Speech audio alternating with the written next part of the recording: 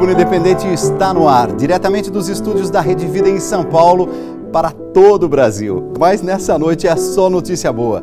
O Papa Francisco apresentou nessa semana ao mundo a sua primeira exortação apostólica, Evangelii Gaudium, isto é, a alegria do Evangelho. Ele falou de forma incisiva sobre o anúncio alegre da boa nova do Evangelho, fez críticas ao capitalismo e trouxe esperança quanto aos novos caminhos da Igreja Católica no mundo.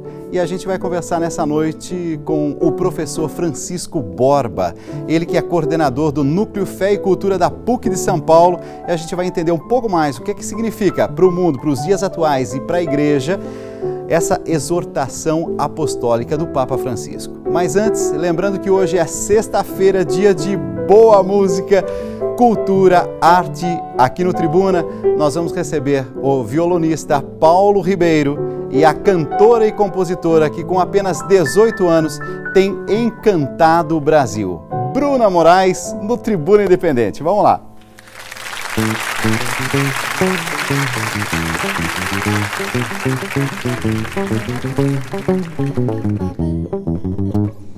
Ai, se preciso for, eu subo a escada do Senhor do Bom Fim de joelhos. Ai, eu subo na laje da Baiana assim, põe seu nome na boca do sapo. Faço a mandinga que for pra te ganhar, ai, ai, ai. Ando mais de 100.000 léguas pra te buscar, ioiô. No meu cangaço nós vive de amor e sol, muita cria pra nós se prolongar.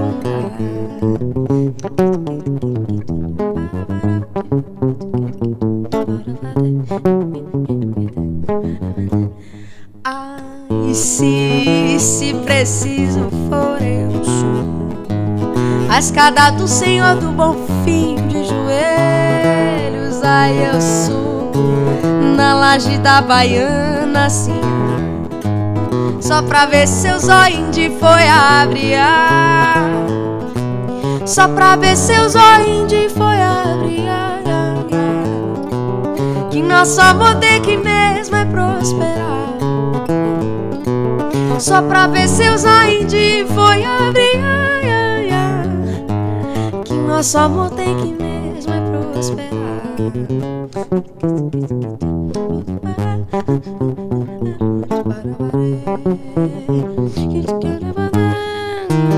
Só pra ver seus olhinhos de foiabriar. Que nosso amor tem que mesmo é prosperar, só pra ver seus olhinhos de foiabriar. Que nosso amor tem que mesmo é prosperar. Vem, ioiô, que a saudade aperta e me faz sofrer. Vem, aiá, tem sanfona tocando pra gente dançar. Vem, ioiô, que a saudade aperta e me faz sofrer. Vem, aiá, tem sanfona tocando pra gente dançar.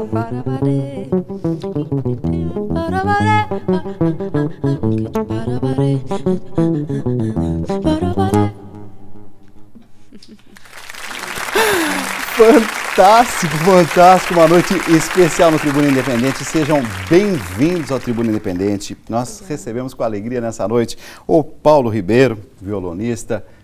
Seja bem-vindo, muito boa noite. Obrigado. E a alegria de receber essa menina, essa jovem de 18 anos, Bruna Moraes. Bruna, 18 anos, com essa voz toda, com esse jeito todo, essa desinibição toda. Como é isso? Já nasceu assim? Olha, posso te contar que é mais ou menos isso? Foi assim, quase sem perceber. A família já tinha um pouquinho de musicalidade, meu pai tocava.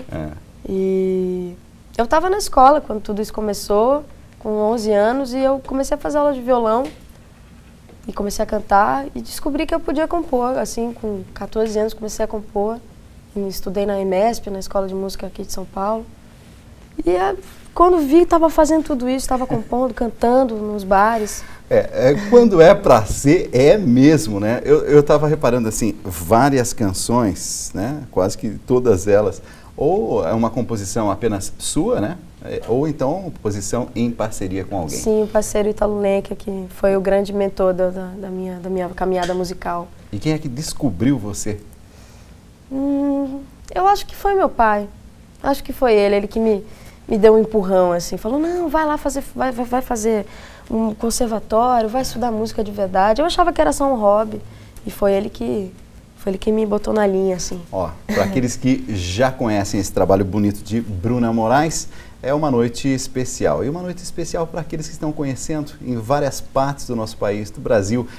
Hoje, pela Rede Vida, nessa noite em que a gente queria dar um presente para você, telespectador, de participar com a gente, trazendo sempre cultura, arte. Vamos ouvir um pouquinho mais de música. Qual que nós vamos escolher agora? Vamos ouvir Bem Verde, é uma composição minha. Vamos lá, então.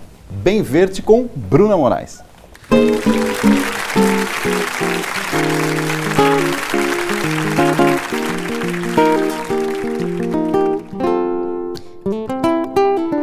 Vejo de perto, tem cor de chuva, de vento. Quem não vê, não tem olho de dentro, não vê no seu corpo o circo que acende longe do meu corpo a cor do teu cheiro verde. Sei lá quando será que meu bem vem. Sei lá quando será que meu bem vem. Sei lá quando será que meu bem vem, vem, vem, vem, vem. Sei lá quando será que meu bem vem. Vejo de perto, tem cor de chuva, de vento. Quem não vê, não tem olho de dentro, não vê no seu corpo o circo que acende longe do meu corpo a cor do teu cheiro verde. Sei lá quando será que meu bem vem. Sei lá quando será que meu bem vem. Sei lá quando será que meu bem vem, vem, vem, vem, vem. Sei lá quando será que meu bem vem.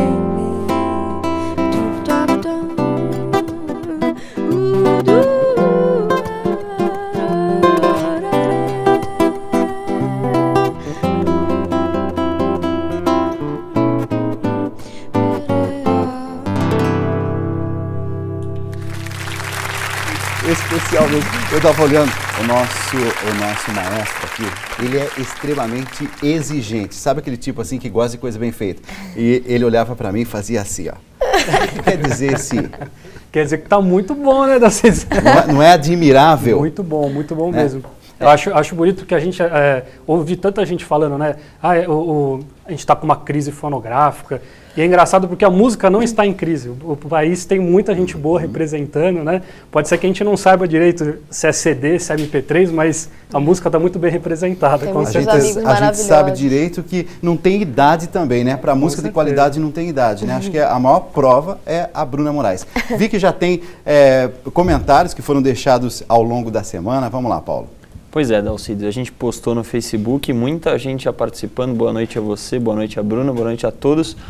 A gente falou aqui no Facebook que a Bruna viria, a gente botou um vídeo da Bruna no Facebook. Cibele Castro já disse linda voz, a Marta Palma já dizendo maravilhoso. E também tem aqui uma pergunta que eu separo, a Rosa Rios também pelo Facebook. Ela fala assim, você é muito nova, ainda tem uma longa caminhada pela frente. Está perguntando quais são seus sonhos, quais são seus planos de futuro e se esses planos se entrelaçam com a música, inevitavelmente. Ah, nossa, esses planos são com certeza completamente musicais, né? E acho que o que todo artista, todo compositor deseja é poder chegar ao público e tocar o coração daquele que te ouve. Então, o que eu acho que o que eu mais quero na minha vida é poder um dia ter um público um pouco maior, para poder tocar um pouco mais as pessoas. E quem sabe um dia, ter um público ali me acompanhando. Acho que esse é o sonho de todo mundo, poder tocar. É o sonho de todo mundo, mas nem todo mundo tem, assim, talvez, tanta clareza, né, quanto você tem. E que bom, eu me alegro, viu, de ver esse dom tão claro, tão evidente. Tem muita gente que gosta de cantar, tem muita gente assim que gostaria de cantar, mas é legal ver quem gosta de cantar e sabe. Vamos cantar mais uma? Vamos cantar mais uma. Qual vai ser agora? Vamos fazer Yansan agora. Vamos lá.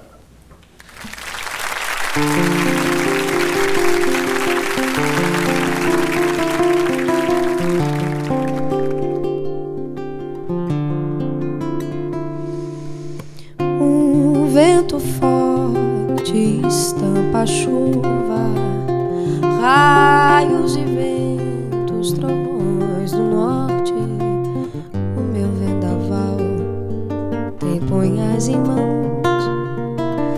Os olhos da mãe são meus olhos no clarão. Relampeia aqui dentro em mim.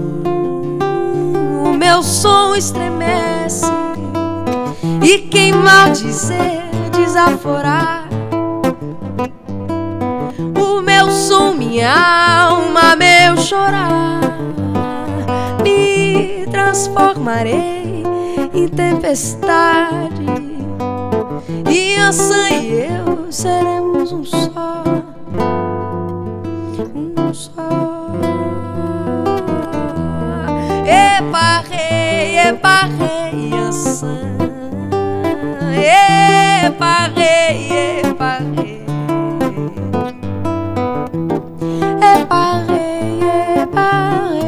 Yansan. Epa, rei,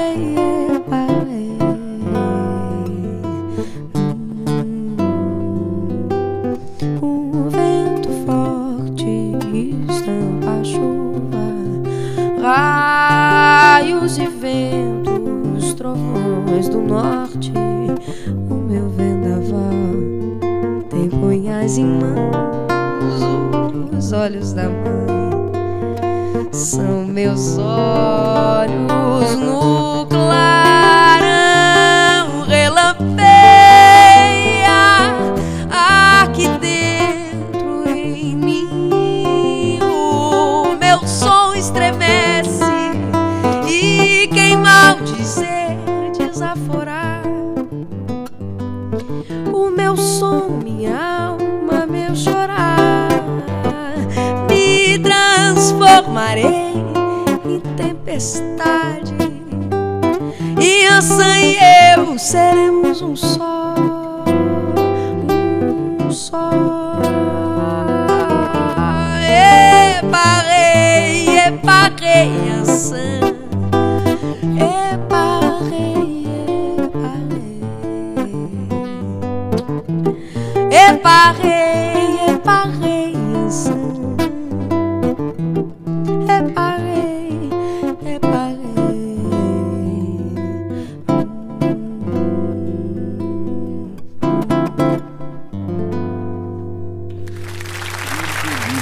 Um programa realmente assim, pra ficar na história, porque daqui a alguns anos a gente vai assistir pequenos trechos desse programa aqui e você vai falar assim, nossa, olha lá quando tudo estava começando. Tenha certeza que isso vai acontecer. Se Deus quiser. Eu sei que você tem uma canção que na verdade foi um presente de Taiguara. Sim. É isso. Fala um pouquinho dessa canção. Foi, nossa. Isso foi realmente muita sorte a minha, porque a Quarupi, desculpa, a Quarupi me apresentou essa música. Quarupi é a gravadora. A gravadora, isso. Perfeito. Eles me apresentaram essa música como uma música inédita do Taiguara, e ela foi feita para Unidos da Tijuca, e a escola não aceitou o samba. Então ele nunca tinha gravado essa música em disco nenhum, só cantava em shows, e tem aliás alguns registros bem precários, né, são antigos, e quando eu fiquei sabendo que tinha uma música inédita do Taiguara que eu poderia gravar, Eu não tinha ouvido samba ainda. Quando eu soube da ideia, eu já estava achando aquilo maravilhoso. E eu conheci o Taiguara através do Lenine Guarani, o filho dele que veio aqui no seu programa. Exato. E já estava apaixonada perdidamente pelo trabalho do Taiguara. E eles me mostraram o samba. E eu fiquei maluca. Falei, eu preciso de qualquer maneira gravar essa música no meu disco. É uma música muito forte, e Taiguara tinha essa força para falar das coisas. Foi uma honra inacreditável. Muito, muito feliz por ter tido essa sorte de ter encontrado essa música. Paulo, não sei se é impressão minha, mas assim, eu ouço a Bruna falando, né? Eu vejo assim uma maturidade, tanto nas composições como no jeito de olhar a vida. Você também é jovem, mas já mais caminhado na vida, não é isso? Jovem. Nem tão jovem assim. Olha, perto de mim, você já deve ter visto assim, Sim. muita coisa, né? Assim, e muita gente também começando. Imaginando que agora tem alguém, por exemplo, nos acompanhando, sei lá, no nordeste do nosso país, no norte do nosso país, ou no sul, quem sabe. E também tem dom, tem desejo de se desenvolver. Você é mais caminhado assim na vida. Qual que é uma dica importante para alguém que gosta de música e quer ir por esse caminho? Olha, eu acho que o único caminho é estudar mesmo. Porque às vezes, no caso dela, que né, já nasceu pronta, né, é impressionante, é um prazer trabalhar com ela, tocar do lado dela. Mas assim, acho que para qualquer pessoa que quer seguir o caminho da música, lógico, você tem que ter uma aptidão, né, o que eles falam de dom, mas sem o estudo, sem você levar a sério, isso sem se faz a aprofundar. diferença, né? Isso é a grande diferença.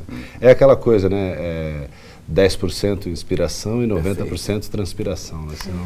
Transpiração, inspiração, eu tenho certeza que essa noite é inspiradora para você que é telespectador da Rede Vida, está vivendo esse momento gostoso nessa noite, esse momento de paz e serenidade, de encontro com a arte, com a cultura, com aquilo que é bom na música popular brasileira. Vamos cantar mais uma. Qual vai ser agora? Vamos cantar, vamos fazer Levante do Borel, a música do Taiguara? Vamos lá então.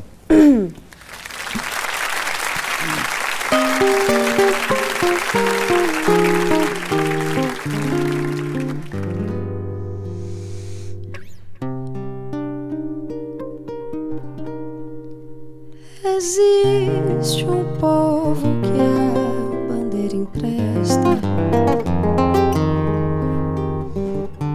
pra cobrir tanta infame e covardia. Assim gritou a fúria do poeta com a dor do negro escravo que tanto sofria. E hoje, relembrando Castro Alves, o povo desce sambando e cruza os mares, e um afro-canto banto nos devolve a luta que nasceu com zumbi dos palmares. Oiá, zumbi, bravo irmão, deste a própria vida para não trair aqueles que lá no quilombo palmaram teus ombros de um Congo fiel. Morto sim, escravo não, canta tua memória lá na chácara do céu, que a voz operária do Borel. Olha palma, palma, palma, olha pé, pé, pé. Roda, roda, roda menina que veio lá da Guiné. Olha palma, palma, palma, olha pé, pé, pé. Roda, roda, roda menina que veio lá da Guiné. Mas existe um povo que a bandeira empresta pra cobrir tanta infame e covardia. Assim gritou a fúria do poeta com a dor do negro escravo que tanto sofria. E hoje, relembrando Castro Alves, o povo desce sambando e cruza os mares, e um afro-canto banto nos devolve a luta que nasceu com o zumbi dos palmares. Oiá, bravo irmão, deste guarda para não trair aqueles que lá no quilombo palmaram teus ombros de um Congo fiel. Morto sim, escravo não jamais. Canta tua memória lá na chácara do céu, que a voz operária do Borel. Olha palma, palma, palma, olha pé, pé, pé.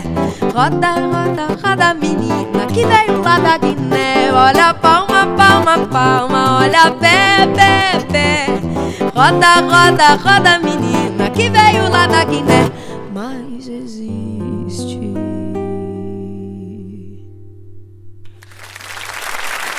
Nossa, realmente, olha. Salve, Taiguara. Bruna Moraes, Olho de Dentro. Por que Olho de Dentro? Olho de Dentro. É uma história meio maluca, na verdade. Acho que eu vou descer um pouquinho.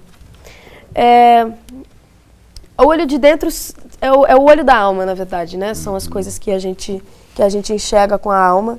E a maior parte das coisas que eu escrevi com esse olho, sabe? Não é o olho o olho que a gente vê na rua, no dia a dia, não é o olho que a gente vê as coisas, mas é o olho que a gente enxerga as coisas mais profundas, mais bonitas da vida. Inclusive, eu estou vendo aqui o trabalho CD, da querida Roxane, maravilhosa. Exato. E que é um olho, né? É um olho, é um olho que eu queria que fosse parecido com o meu. E que tem essa parte amarelinha, que tem as cores do Brasil, que eu amo tanto. E que mostra um pouco também da sua alma, né? Do seu coração, essa sensibilidade. Eu acho isso fundamental, ter sensibilidade em tudo na vida. Mas os artistas têm uma sensibilidade especial, né? Todo mundo que gosta de arte e poesia tem uma sensibilidade especial. Eu fico feliz também. Paulo está aqui ao meu lado e me diz assim, Dalcides, tem mais comentários. Vamos lá então, Paulo. Tem sim, Dalcides. Elizabeth Souza, ela é de Campinas e ela pergunta, Bruna, quais são suas principais influências musicais? Olha, eu não sei se é uma influência sua, mas eu pessoalmente achei sua voz muito parecida à de Elis Regina. Dalcides concordou comigo. Olha, esse comentário eu já ouvi algumas vezes, né? Eu acho uma honra, assim, ser comparada à grande diva, rainha da música brasileira. E é óbvio que eu ouvi, acho que é meio nítido, né? Ela faz parte da minha escola, mas eu ouvi muito a Leni Andrade, eu ouvi muito a Mônica Salmazo, eu ouvi muito Chico Buarque, muito Edu Lobo, e eu ouvi muita moda de viola quando eu era pequena. Isso também me deu uma ajudinha. Eu queria que você escolhesse mais uma para cantar, daqui a pouquinho a gente vai fazer um intervalo. Tá certo. Mas eu queria que você cantasse mais uma antes da gente ir para o intervalo, pode ser? Pode ser, vamos Qual fazer... que nós vamos cantar agora? Muito Mais, que é uma composição minha também. Muito Mais. Nessa noite especial, é uma noite realmente de cultura, de arte, uma noite de encanto e uma noite de presente para você, telespectador da Rede Vida. Olho de Dentro, Bruna Moraes.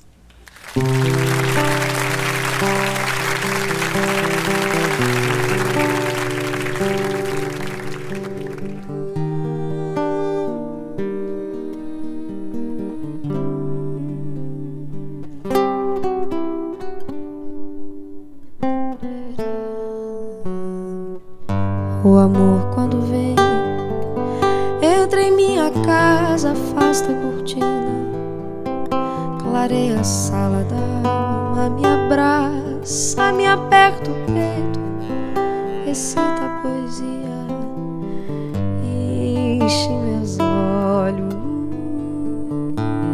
de água e sal.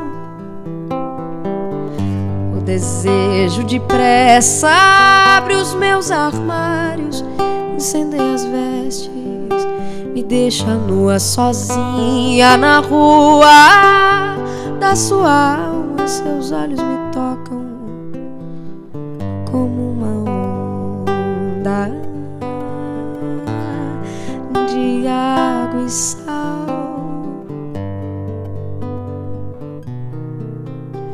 Diga logo se vai ficar. Tenho pressa, tenho sede, tenho mais amor, muito mais. Eu tenho mais amor,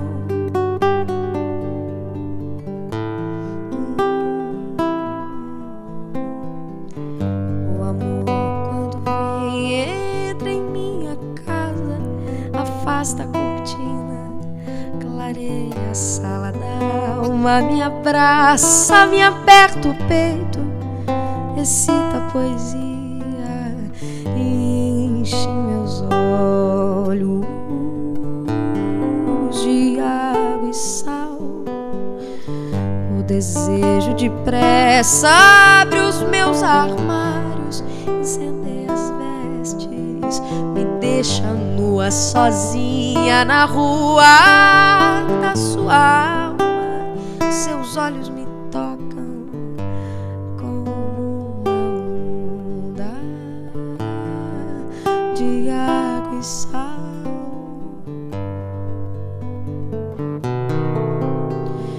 Diga logo se vai ficar. Tenho pressa, tenho sede, tenho mais amor, muito mais. Eu tenho mais amor, mais amor, mais amor.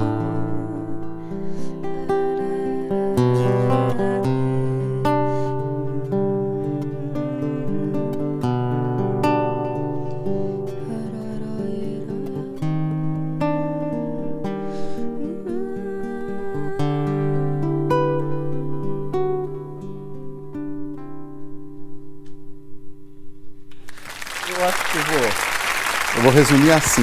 Eu tô encantado.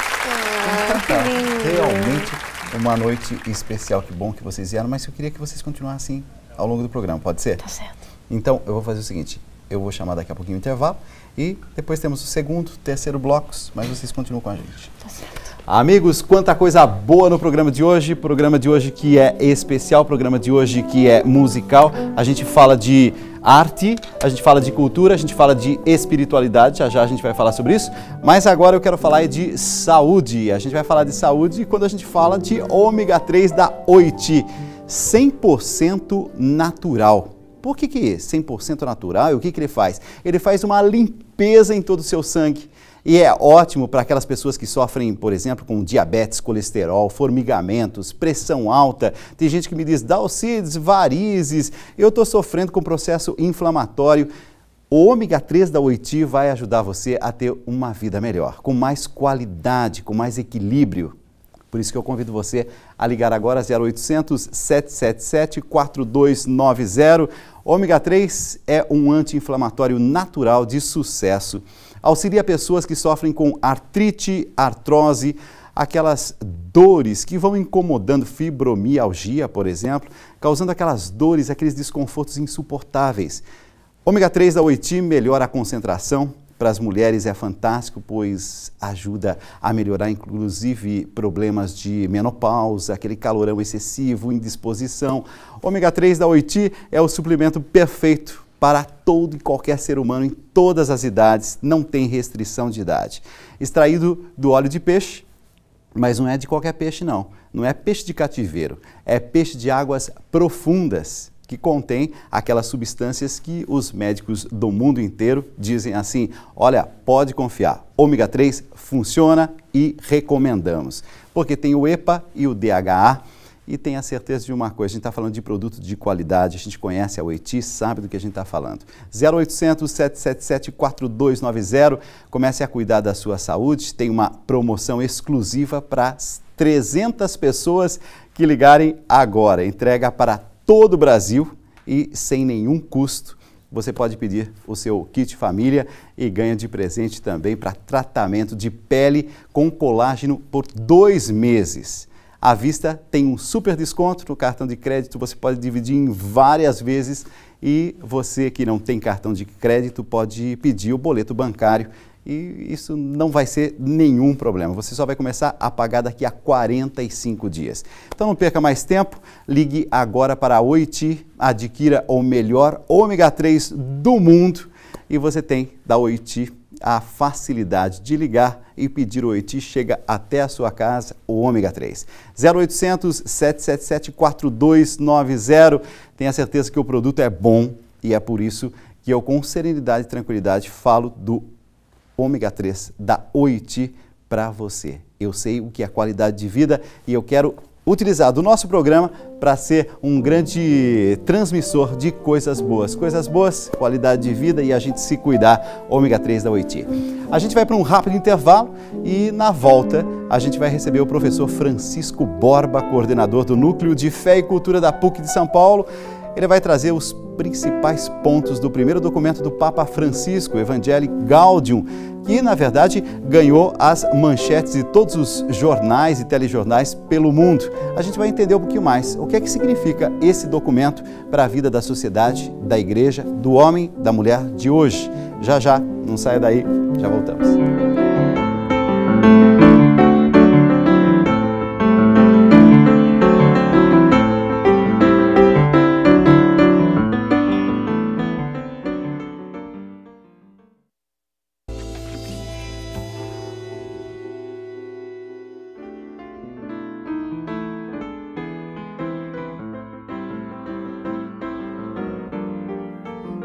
Há quem diga que o primeiro documento do Papa Francisco, Evangelii Gaudium, é uma verdadeira bomba atômica para as velhas estruturas eclesiásticas. Até que ponto isso é verdade? Para responder a essa e a outras questões, nessa noite nós recebemos o coordenador do Núcleo Cultura e Fé da PUC de São Paulo, o professor Francisco Borba. É o Tribuna Independente, trazendo arte, cultura, boa música e religiosidade às suas noites. É isso, Paulo. Muito boa noite. Novamente, boa noite a você, Dalcides, você telespectador da Rede Vida, mais uma vez já podendo participar com a gente através das redes sociais, através do tribuna@redevida.com.br, você que ao longo de toda a semana participa conosco, enviando sua mensagem, claro, sempre com seu nome e a cidade de onde você está nos escrevendo, Dalcides. E eu fico muito feliz de perceber como um tema como esse, que é a nova exortação apostólica do Papa Francisco, tem tomado grandes proporções e assumido os principais manchetes dos jornais e despertado muitos programas na televisão a respeito desse assunto. Eu tenho também a alegria de receber nessa noite Dr. Francisco Borba Ribeiro Neto. É o nosso querido Borba. Seja muito bem-vindo ao Tribuna Independente pela Rede Vida. Obrigado, muito boa noite. Boa noite, agradeço o convite, boa noite para todos que estão nos assistindo. Acho que não podia ter um tema mais adequado para essa sexta-feira do que o tema da exortação apostólica do Papa Francisco. Você percebeu a repercussão pelo mundo. Eu comecei dizendo assim, alguns compararam uma bomba atômica. Foi mesmo. Um pouco de exagero ou não? Uma bomba atômica, talvez temos que ver em quem a bomba atômica caiu. Eu diria uma bomba atômica na cultura dominante, sem dúvida isso é. E inclusive uma bomba atômica, talvez, em alguns setores da igreja que se deixam moldar por uma cultura dominante. Agora, é uma bomba atômica bem dentro da tradição da igreja. Desde que Cristo está aí, que a gente tem levado essas bombas atômicas na cara muitas vezes. Boas surpresas, não? Sem dúvida. A gente lembra de João 23, por exemplo. A gente teve, ao longo da história da igreja, em alguns momentos, Francisco de Assis, na sua época, grandes místicos e, ao mesmo tempo, grandes homens de Deus, né, que nos surpreenderam. O que é que tem de grande surpresa ou de grande impacto na exortação apostólica do Papa Francisco? Bom, primeiro vamos começar qual é o conteúdo da exortação, e que é uma coisa que me impressionou muito, porque todo mundo falou da exortação, e o ponto mais importante da exortação quase ninguém falou. É o seguinte: Deus nos ama, nós vivemos uma alegria quando nos descobrimos amados por Deus, e quando nos descobrimos amados, naturalmente nos doamos ao outro, vamos ao encontro do outro para amá-lo. Esse é o grande conteúdo da encíclica, uma oferta de amor ao mundo que se torna pungente, é uma coisa assim. Existem passagens onde você percebe que assim, é meio lugar comum, chavão, mas é verdade. Parece que o Papa rasga o coração para escrever aquelas palavras. E realmente ele está mostrando para o mundo que ele ama as pessoas. Agora, a grande bomba atômica foi o Papa dizer, olha, e por que a gente não percebe esse amor de Deus por nós? Se é tão grande, por que a gente não percebe? E ele vai dizer duas coisas. A gente não percebe, em primeiro lugar, porque muitas vezes o nosso moralismo, o nosso formalismo nos afasta do amor. Coisas que nasceram para nos ajudar a entender o amor se tornam, parece que, mais importantes do que o amor. E as pessoas não conseguem perceber o amor. Segundo lugar, as pessoas só percebem o amor quando elas são amadas. E Deus nos ama através dos nossos irmãos. Então, se eu não amo o meu irmão, se eu não demonstro o meu amor pelo meu irmão não vai se descobrir amado por Deus. Ele precisa do nosso amor para nos se descobrir amado. Quando a gente percebe que já o título, né, da própria exortação, Alegria do Evangelho, a gente já percebe também ao longo do documento que o Papa insiste constantemente nessa palavra, alegria. Sim. Será que a gente caminhou durante muito tempo evangelizando, mas com uma certa tristeza, uma certa carranca, como se diz? Ele inclusive usa mais ou menos essa mesma expressão, que como é que as pessoas vão acreditar no amor de Deus se esse amor é proposto por padres carrancudos, ranzinhos de cara feia.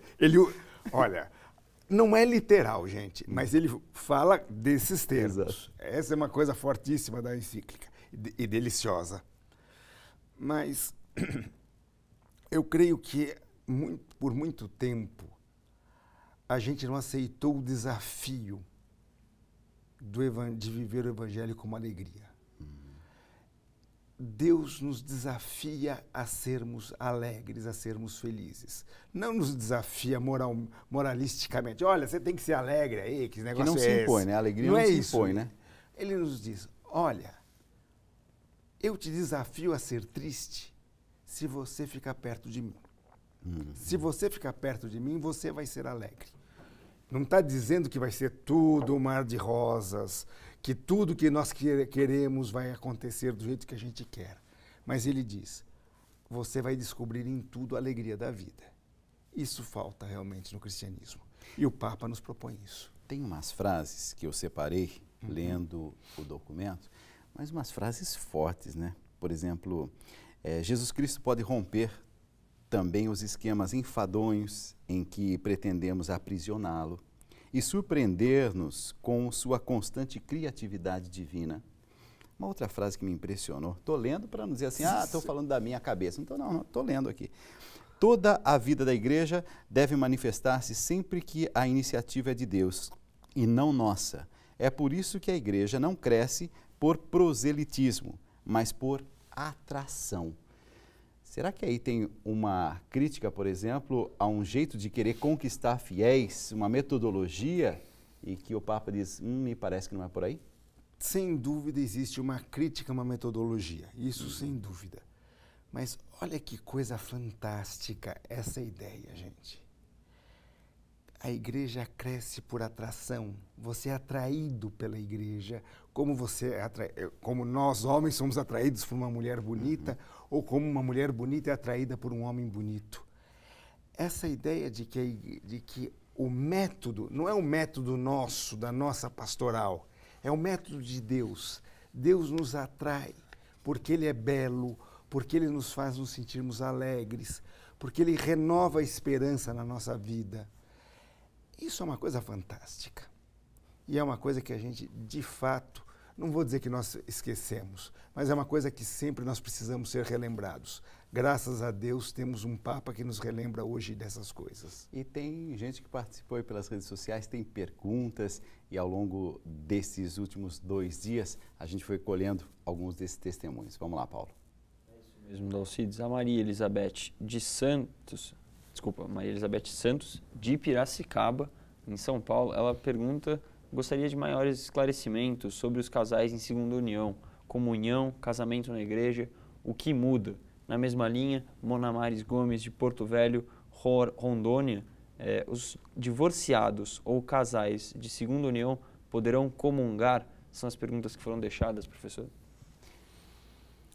O Papa toca nesses assuntos ou não? Toca. Ele toca e é bastante cuidadoso, mas é bastante preciso nesse momento, nesses temas.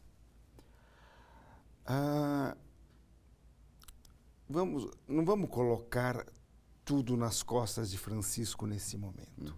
Há muitos anos, já João Paulo II, Bento XVI, diziam que a igreja tinha que tinha que amar mais e acolher mais os casais em segunda união. Porque havia uma posição muito moralista, digamos assim, da igreja, que afastava esses casais em vez de trazê-los. É uma frase famosa do Papa Bento, que virou manchete dos jornais, que o segundo casamento, a segunda união era uma praga, uma chaga, desculpe. Chaga. Uma chaga. Isso, e as pessoas pensaram, ele está condenando a segunda união. Não, ele estava dizendo, essas pessoas estão vivendo uma situação dolorosa. Não cabe a nós, cristãos, aumentar a dor deles. Nós temos que acolhê-los mais. Então, o Papa Francisco agora tem insistido muito de que nós temos que ser mais práticos, mais decisivos nessa acolhida, nessa recepção aos casais de segunda união. Até aqui não existe nenhum documento, nenhum texto, nenhuma fala dizendo os casais em segunda união vão ter acesso à comunhão, que até atualmente é uma situação bastante complicada dentro da igreja. Que é também o grande ponto que muitos casais estão pedindo para ter acesso à Eucaristia. Exato. E parece que esse é o ponto decisivo. Ser acolhido e tudo mais, até ali nós já chegamos. Agora, dar esse outro passo que a gente precisa ver se vai ser dado ou não. Isso é a grande... Eu diria que são dois problemas. De um lado, esse é um grande problema, porque uma grande dor, porque a gente sabe que quem é católico de verdade tem um grande sofrimento por não poder comungar. E muitas vezes essas pessoas estão numa situação, não fizeram... A gente olha e diz, não fizeram nada de errado, digamos. Parece que o mundo os levou para essa situação, a vida os levou para essa situação. Esse é um problema. Por outro lado, eu acho que é importante a gente perceber que se a decisão de dar ou não a Eucaristia, a comunhão para esses casais, é uma coisa da igreja, da cúpula da igreja, do Papa, do Colégio dos Cardeais, etc., a questão de acolher a esses casais, de fazer com que eles se sintam em casa quando estão entre nós, essa é uma tarefa de todos nós. E eu tenho a experiência de amigos que vivem essa situação. Faz muita diferença a acolhida, o carinho e a liberdade que nós permitimos que essas pessoas tenham dentro da igreja.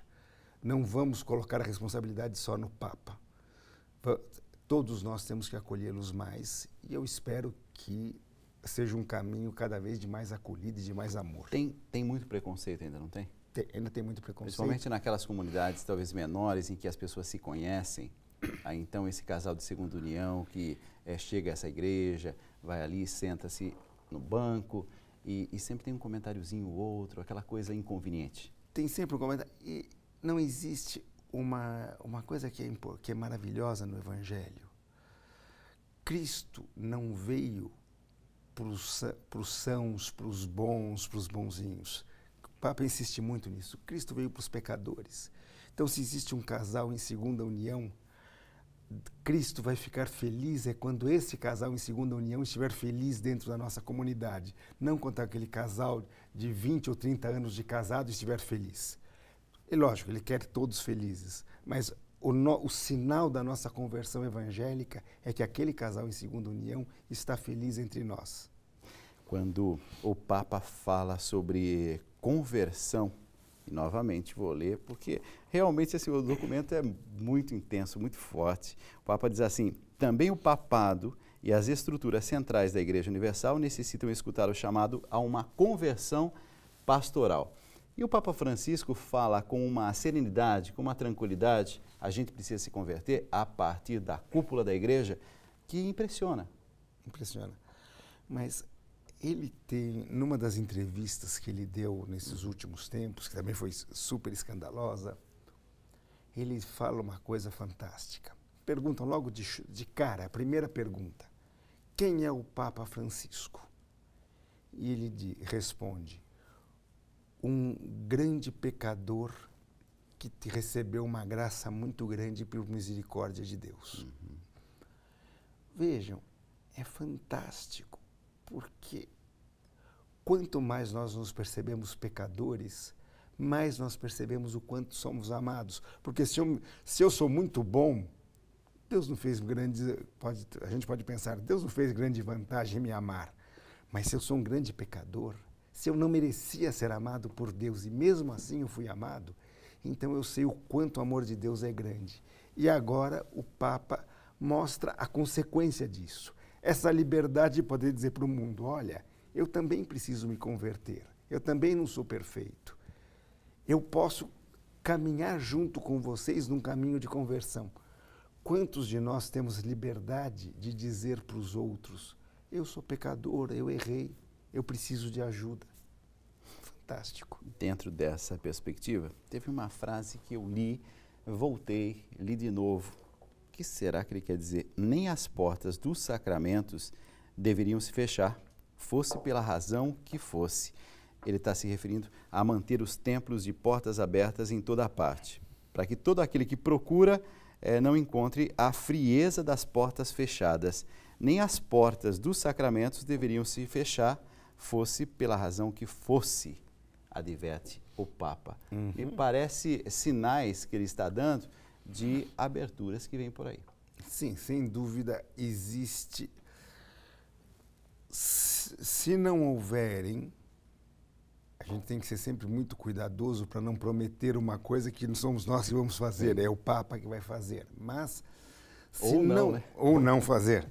Mas se não houverem algumas mudanças muito radicais nesse sentido, existe sem dúvida uma mudança muito radical na forma como a Igreja vai olhar os sacramentos, as suas, digamos, prerrogativas, não os seus direitos, mas as suas prerrogativas, aquilo que ela deve fazer ao mundo, que é a função dela fazer ao mundo. Ele está dizendo para a Igreja, aquilo que vocês devem fazer para o mundo é um serviço. E quem serve não cria regras. Quem serve segue as regras do Senhor, que são as regras do amor, no nosso caso. A lei maior, né? A lei maior. Eu percebi também que ele fala sobre métodos criativos. Ele diz assim, é preciso encontrar novos caminhos, é preciso termos métodos criativos.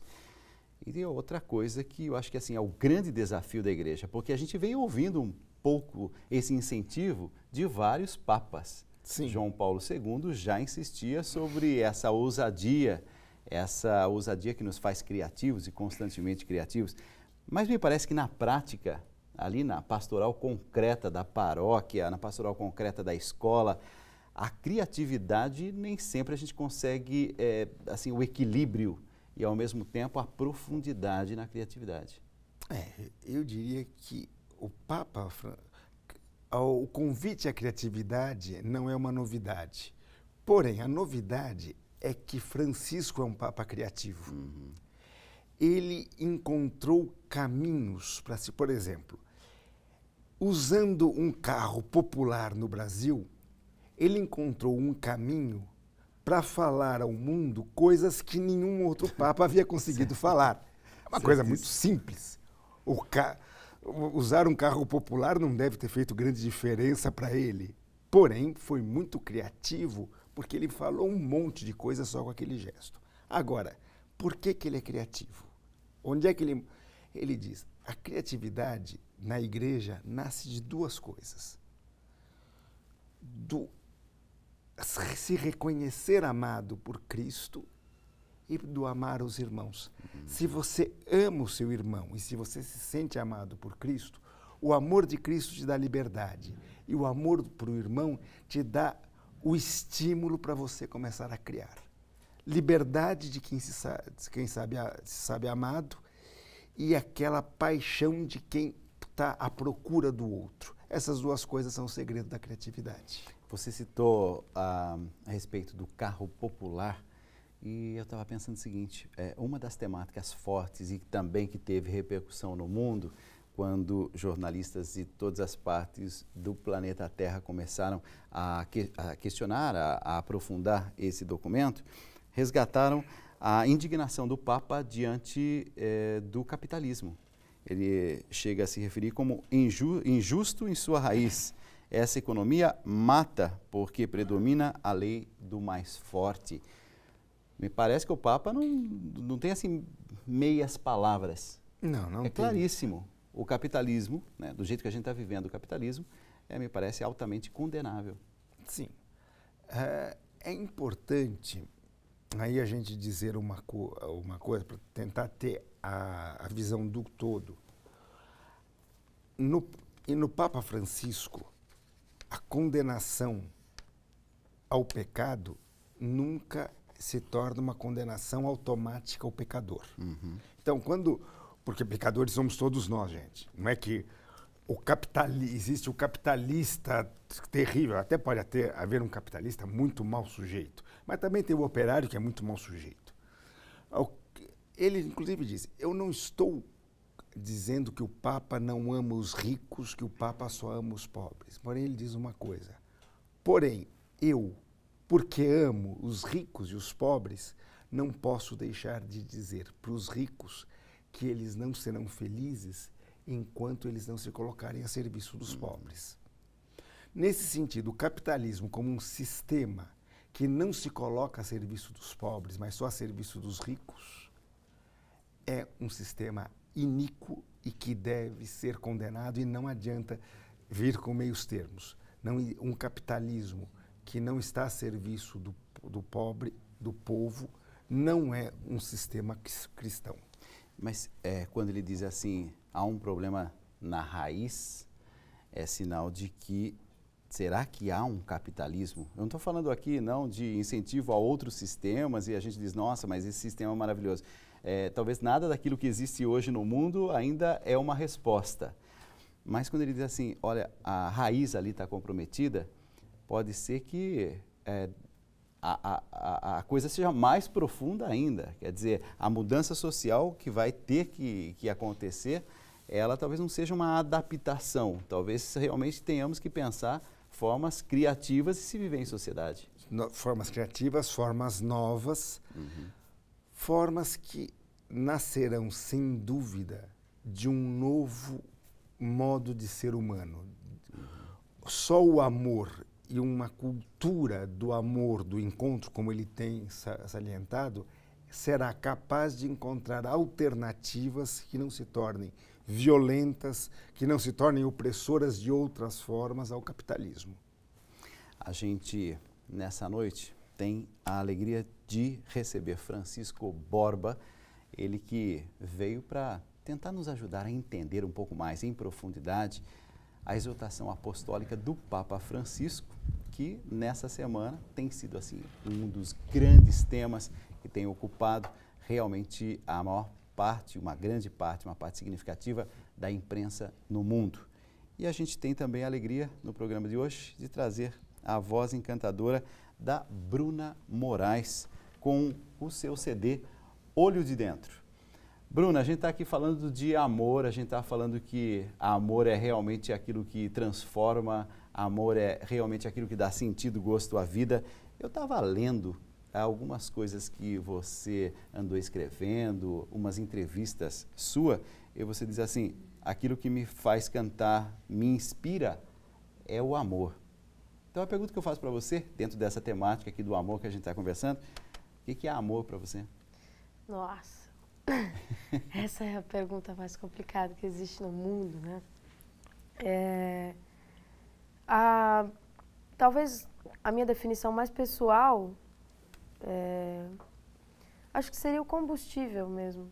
Não tem, é a minha matéria-prima e é isso que me faz acordar todo dia. O amor pelas coisas, o amor pelas pessoas, acho que esse é o combustível, o amor inteiro e puro. É ele que me move. Você falou agora uma pérola, hein? Amor é minha matéria-prima. É bonito isso, Bob? Amor é minha matéria-prima. Quer dizer, a partir dali é que as coisas surgem e se desenvolvem. Falando em surgem e se desenvolvem, vamos cantar mais uma? Com certeza, vou fazer Qual é uma agora? que é uma parceria minha com o Ítalo Lenker, que se chama Na Vazante. Vamos lá.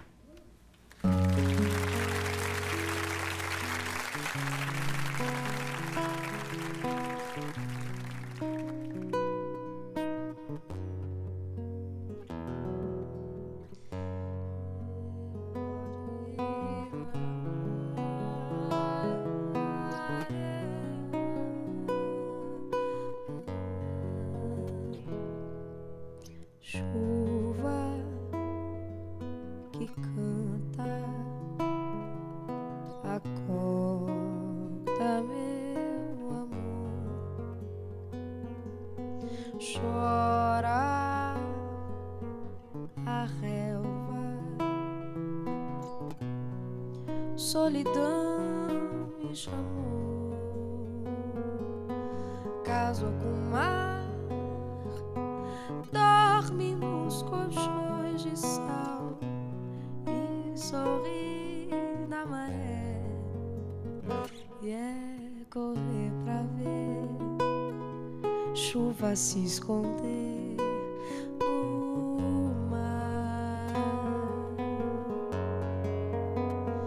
e é só ver você pra querer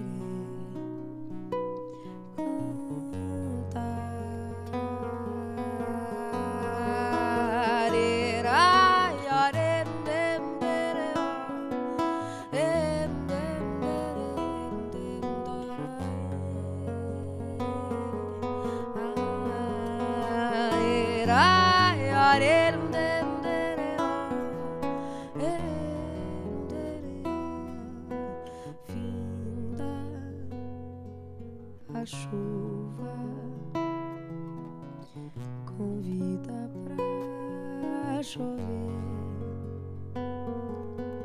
chora o mar só,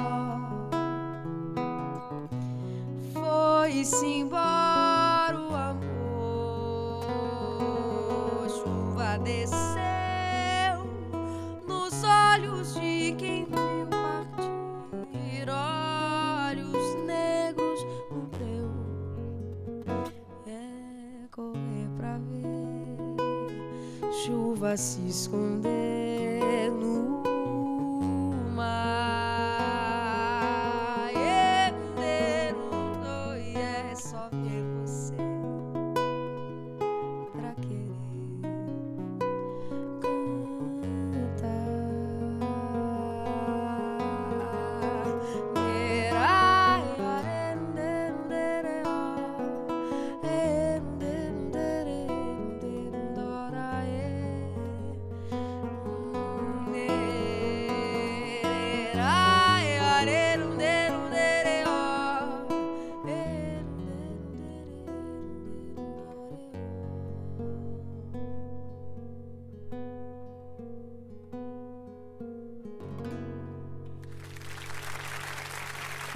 A música quando é boa, a gente quer que termine, né? A gente vai para um rápido intervalo, a gente já volta já.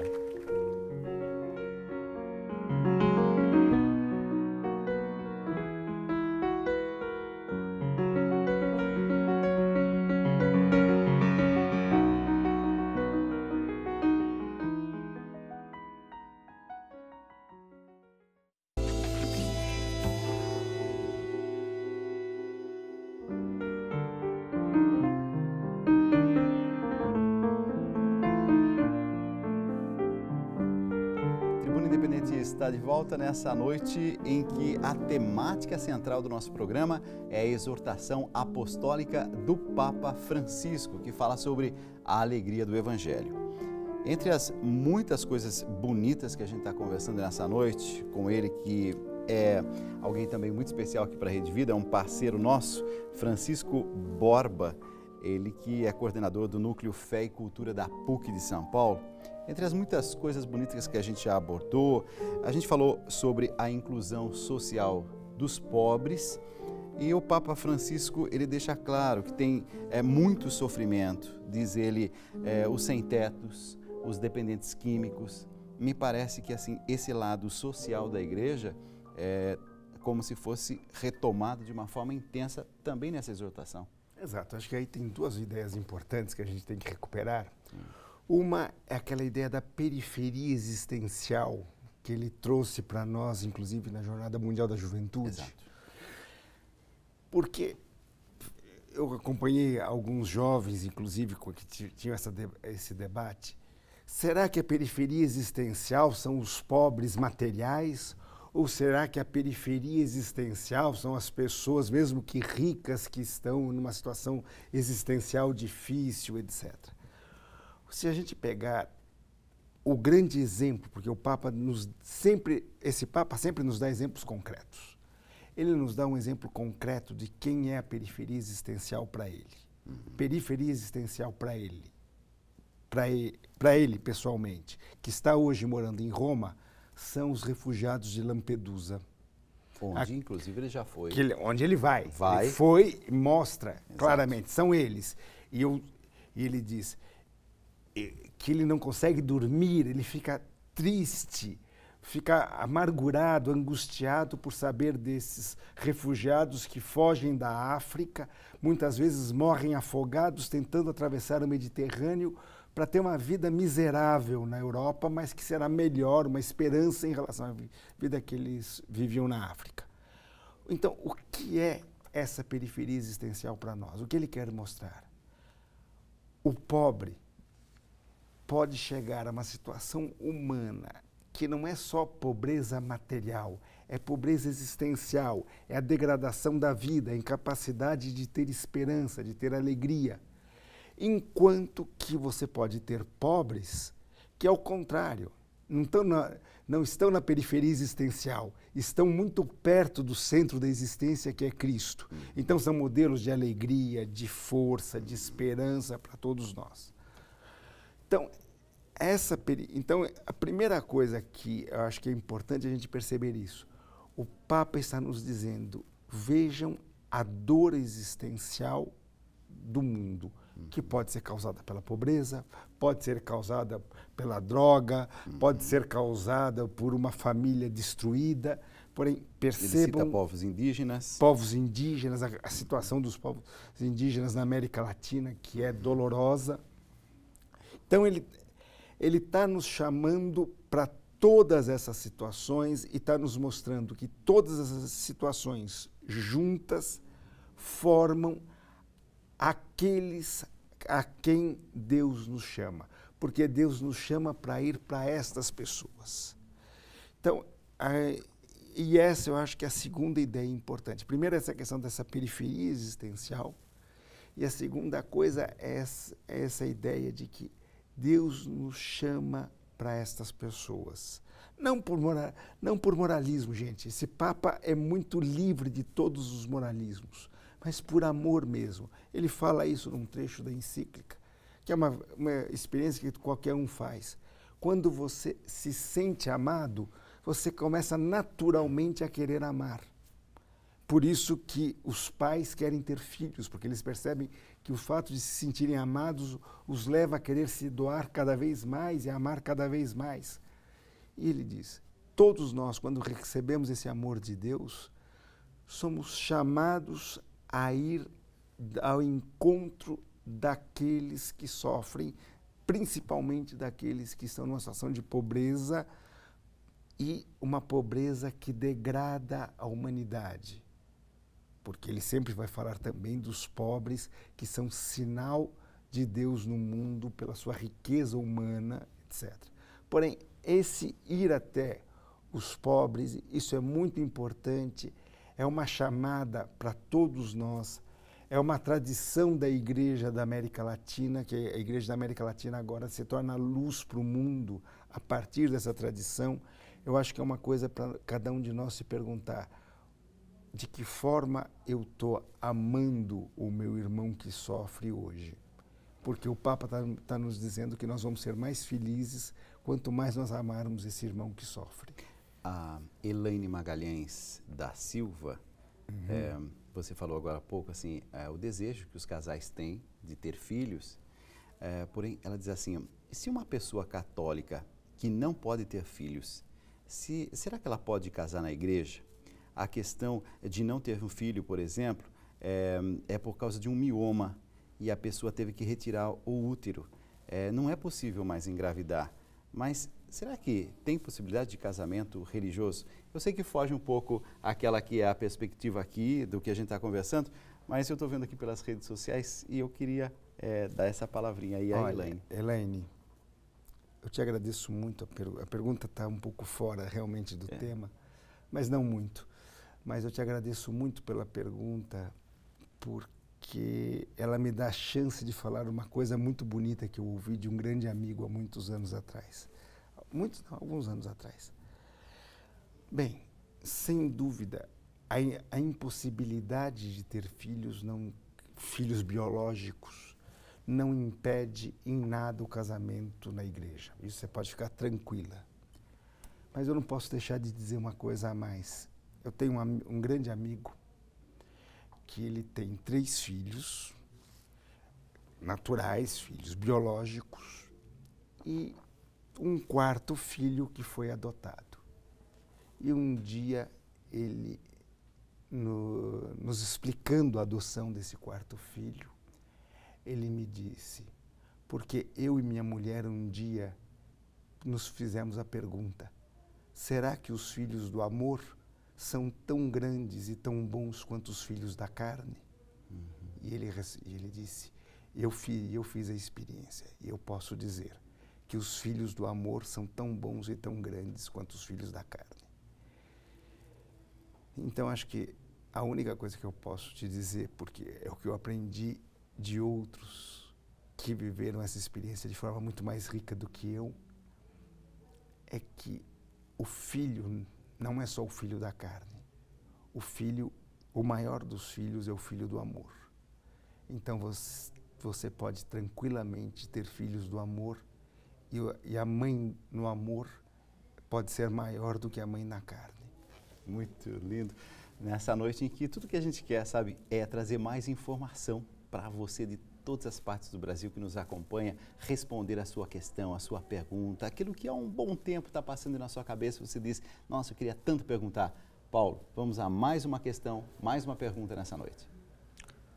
Dalcides Juliano Lemos, de Salvador, na Bahia, ele pergunta o que o Papa diz sobre as relações entre cristãos e muçulmanos. Por que ainda há tanto ódio entre as religiões? Ele complementa. Bem, o Papa é muito claro no sentido dele, ele diz, ele não é função do Papa ficar explicando e dando razões para tudo. Mas na questão entre católicos, cristãos e muçulmanos, o que ele faz questão de dizer é que, em primeiro lugar, nós cristãos devemos perceber que os muçulmanos também são monoteístas, também amam ao mesmo Deus que a nós, têm uma admiração, um respeito, até uma veneração por Cristo e por Nossa Senhora. Então tem muita coisa para ser nossos irmãos. Talvez não são irmãos tão próximos quanto os outros cristãos são para nós, mas também são nossos irmãos próximos. E aí nos vem o dever, digamos assim, de procurar manifestar esse amor, essa fraternidade para com eles, não por um problema, não uma ingenuidade de dizer, não sabemos que existem guerras, que existem violências, mas darmos o exemplo do amor, porque é pelo exemplo do amor que o cristianismo conseguiu vencer todas as perseguições. E também será pelo exemplo do amor que o cristianismo conseguirá vencer a perseguição muçulmana. O que eu acho bonito é uma exortação apostólica nos fazer retornar constantemente à temática amor, que é a base, a alegria, o amor, o amor que nasce na alegria, a alegria que nasce do amor. Só que tem um ponto em que o Papa diz assim, nesse ponto nesse ponto não vai ter negociação. A respeito do aborto. Sim. Ele diz que não é progressista pretender resolver os problemas eliminando uma vida humana. Claríssimo? Claríssimo. Isso é muito importante de ser entendido, porque o Papa está nos convidando o tempo todo a nos libertarmos de certos preconceitos morais, de certos moralismos que nos afastavam dos nossos irmãos. E aí surgiu para muita gente a ideia de que aborto seria uma das coisas que ele iria relativizar. Ele não relativiza. O assassinato, a morte de uma pessoa não pode ser aceita pelo cristianismo. Porém, o que ele vai dizer, novamente voltamos para o amor. Porém, se eu amo a mulher que quer fazer o aborto, se eu a acolho, se eu a ajudo, existe uma grande possibilidade dela desistir do aborto. Porque a mulher que quer abortar, muitas vezes quer abortar porque falta a ela o amor que vai dar segurança para ela poder ter aquele filho. Então, sempre nós voltamos para uma coisa do amor. Porém, deixemos claro, isso aí todo mundo pode sair por aí dizendo, o Papa deixou claro, não vai ter mudança em relação ao aborto no magistério da Igreja. O Elisânio Silva, ele é de São José dos Campos e ele pergunta a respeito do espaço dado às mulheres. O Papa faz alguma referência às mulheres nessa exortação apostólica? Sim, é uma das ideias que o Papa tem retomado muito. Ele reconhece que a Igreja Católica tem muitas vezes um problema, digamos, de um machismo. O lugar da mulher não é adequadamente reconhecido. Cuidado! Isso não quer dizer que nunca o lugar da mulher é devidamente reconhecido. A gente conhece tantas grandes mulheres, tantas grandes santas, e a Igreja Católica vive por causa das mães. Então, não é que o lugar da mulher não existe na Igreja, mas muitas vezes ele não é reconhecido. Agora, ele deixa claro também uma coisa, reconhecer o lugar da mulher não significa que as mulheres vão virar sacerdotes, vão virar padres. E aí tem uma coisa importante, porque... Desculpe, gente. Por que uma mulher quereria ser padre? Só se ser padre é ser melhor do que os outros. Ser padre é ter uma dignidade a mais do que os outros. E aí nós estaríamos totalmente fora do que é ser padre. Porque ser padre é ser um servidor. Então ele diz, não adianta querer, se a gente quer valorizar as mulheres, é dar a elas lugar, reconhecer a autoridade delas, reconhecer a contribuição delas. Mas não adianta querer que elas sejam padres, supondo que os padres são melhores do que os outros e não servidores dos outros.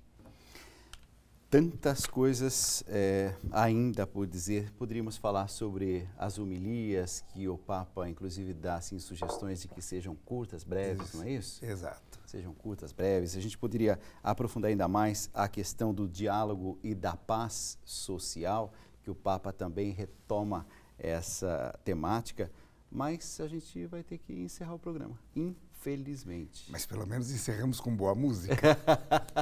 Com boa música. Mas eu quero agradecer o Francisco Borba, que é coordenador do Núcleo Fé e Cultura da PUC de São Paulo. Borba, você é nosso parceiro, viu? É bom quando você vem. Obrigado, eu também fico contente de estar aqui.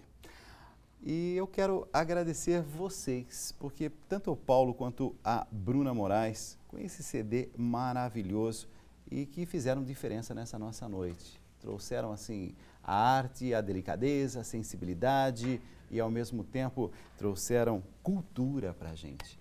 A gente estava aqui falando de mulheres, né? As mulheres, tal, o papel das mulheres na sociedade, na igreja, no mundo. Na MPB, me parece que a mulher tem um papel de destaque. É isso?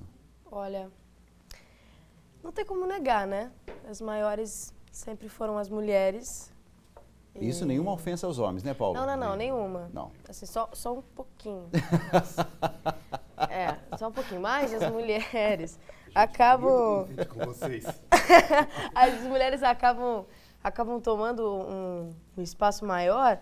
Eu não sei, acho que é porque a gente fica grávida, acho que é porque a gente, sabe, a gente passa por algumas coisas que os homens nunca vão passar na vida. Olha, eu vou dizer uma coisa aqui pela primeira vez, não tem nada científico no que eu vou dizer, hein, relativiza aí, mas eu acho assim, eu vejo mais homens fazendo palestras e me agradam, e eu vejo mais mulheres cantando e me agradam mais. Os cantores estão meio em falta ultimamente, cantor homem. Assim. Talvez mais assim, difícil. os homens falem e as mulheres cantem com uma propriedade que é só delas. Eu canto de sereia, Não é isso?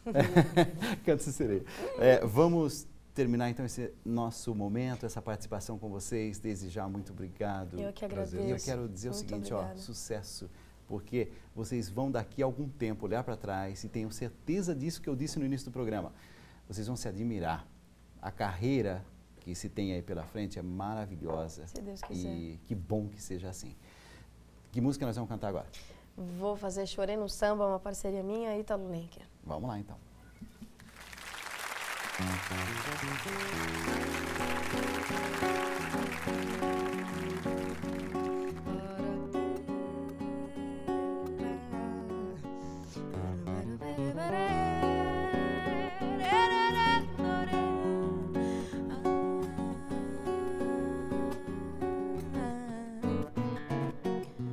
Todo o céu derreteu, azulou as mãos, estampou os vãos e caiu no fio do amor fugaz que se fez lilás, me furtou a paz.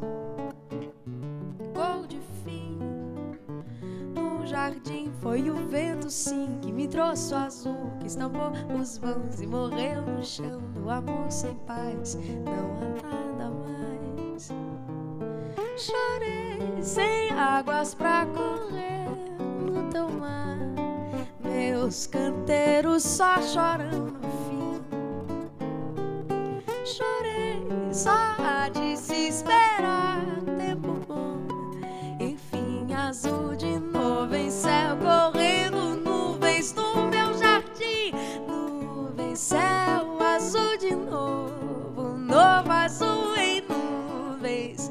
Céu azul de novo, todo o céu derreteu, azulou as mãos, estampou as mãos e caiu no fio do amor fugaz que se fez lilás, me furtou a paz. Cor de fim no jardim, foi o vento sim que me trouxe o azul, que estampou as mãos e morreu no chão do amor sem paz. Não há nada mais. Chorei sem águas pra correr no teu mar, meus canteiros só choram no fim. Chorei só de se esperar tempo